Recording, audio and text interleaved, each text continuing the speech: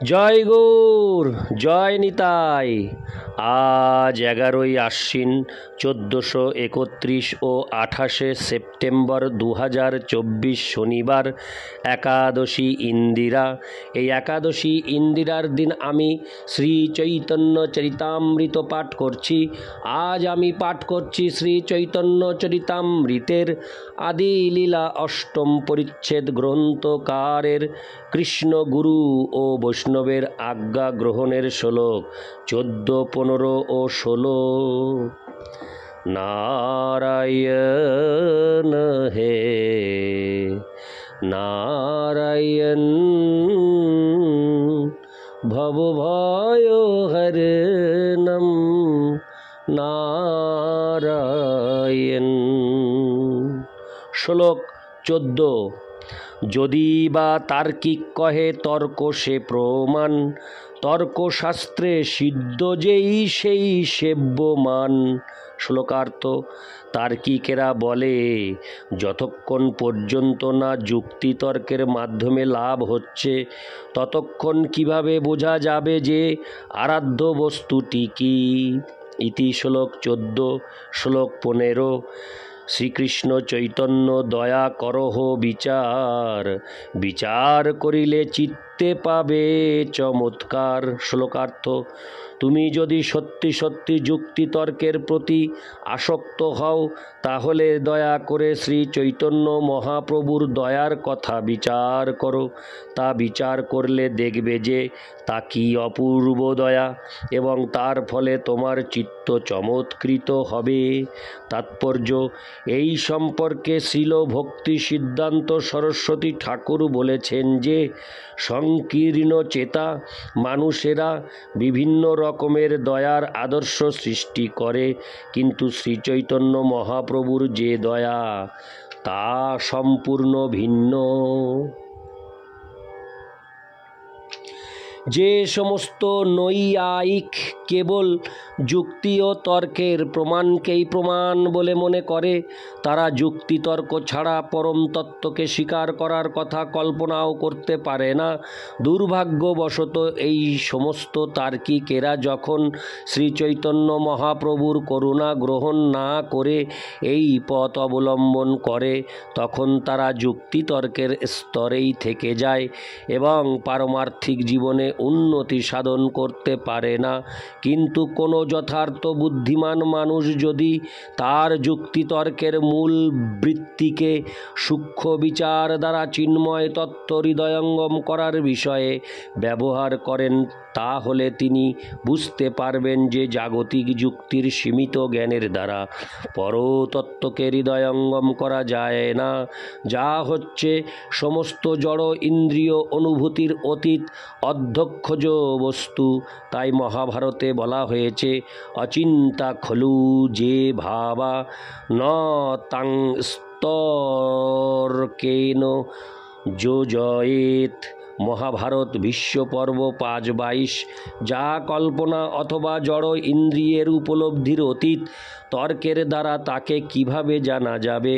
চিন্ময় স্তরে যুক্তিতর্কের পরিধি অত্যন্ত সীমিত এবং চিন্ময় তত্ত্ব উপলব্ধির বিষয়ে যদি তার প্রয়োগ করা হয় তাহলে তা সর্বদাই ব্যর্থ বলে প্রতিপন্ন হয়।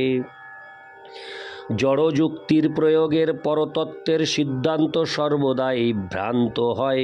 সেভাবেই পরতত্ত্বের সিদ্ধান্তের ফলে অধঃপতিত হয়ে পরজন্মে শৃগাল শরীর প্রাপ্ত হওয়ার সম্ভাবনা থাকে।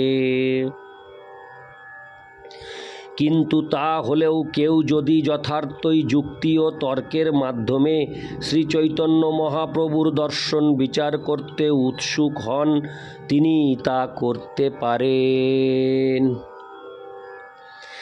শ্রীল কৃষ্ণদাস কবিরাজ গোস্বামী তাদের সম্বোধন করে বলেছেন, শ্রীচৈতন্য মহাপ্রভুর দয়ার কথা আপনারা বিচার করে দেখুন, এবং আপনি যদি যথার্থই বিচার করেন তাহলে দেখবেন যে শ্রীচৈতন্য মহাপ্রভুর মতো দয়া কেউ কখনো করেননি। তার্কিক নৈয়ায়িকেরা জগতের সমস্ত দয়ার সঙ্গে শ্রীচৈতন্য মহাপ্রভুর দয়ার তুলনা করে দেখুন।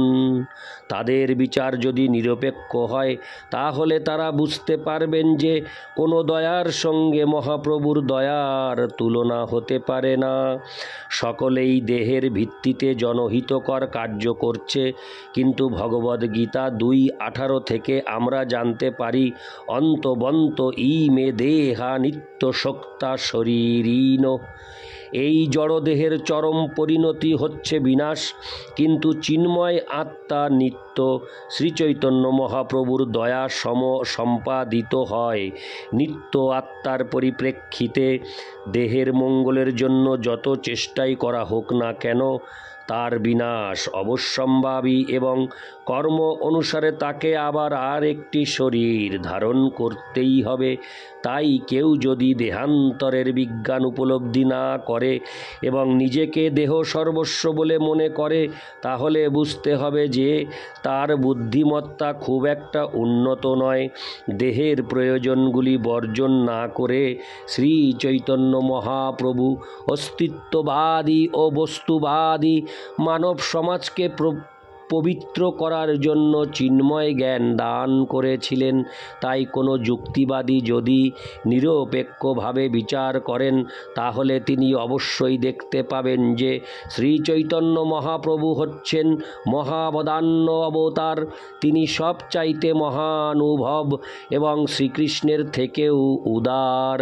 শ্রীকৃষ্ণ দাবি করেছিলেন তার শরণাগত হওয়ার জন্য, কিন্তু তিনি শ্রী চৈতন্য মহাপ্রভুর মতো উদারভাবে কৃষ্ণ প্রেম বিতরণ করেননি। তাই শ্রীল রূপ গোস্বামী শ্রী চৈতন্য মহাপ্রভুকে তার প্রণতি নিবেদন করে প্রার্থনা করেছেন, নমো মহাবদান্নায় কৃষ্ণ প্রেম প্রদায়তে কৃষ্ণায় কৃষ্ণ চৈতন্য নাম্নে গৌরতীশে নমঃ। শ্রীকৃষ্ণ কেবলমাত্র ভগবদ্গীতা প্রদান করেছেন, যার মাধ্যমে তাকে যথাযথভাবে জানা যায়, কিন্তু শ্রী চৈতন্য মহাপ্রভু, যিনি হচ্ছেন শ্রীকৃষ্ণ স্বয়ং, তিনি জাতি ধর্ম বর্ণ নির্বিশেষে সকলকে কৃষ্ণ প্রেম দান করেছেন। ইতি শ্লোক 15। শ্লোক 16। বহু জন্ম করে যদি শ্রবণ কীর্তন, তবুও তো না পাই কৃষ্ণ পদে প্রেমধন।